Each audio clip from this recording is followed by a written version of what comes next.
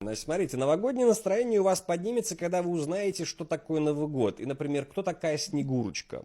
Снегурочка, почему она синенькая? Потому что раньше девушек, чистых, красивых, так сказать, непорочных, приносили в жертву, заматывали их, значит, возле дерева, значит, в мороз. И она такая синенькая, потом, в общем, ее дух приходил, в общем, в полночь, когда, например, на елку развешивали всякие внутренние органы или человека, или животного, да, то есть там почки, сердце, это вот вы же сейчас шариками это заменили, а сама вот эта вот идея осталась. А поздравление с наступающим годом. Значит, кого вы поздравляете? Давайте разберем, что происходит в полночь. Кстати, напомню вам, что это единственный в мире праздник, который отмечается только в полночь.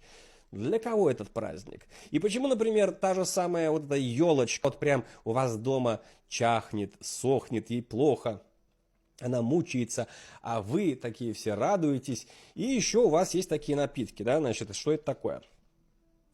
Спирт по латыни, спиритус, или, например, спирит по-английски, это означает дух. Да.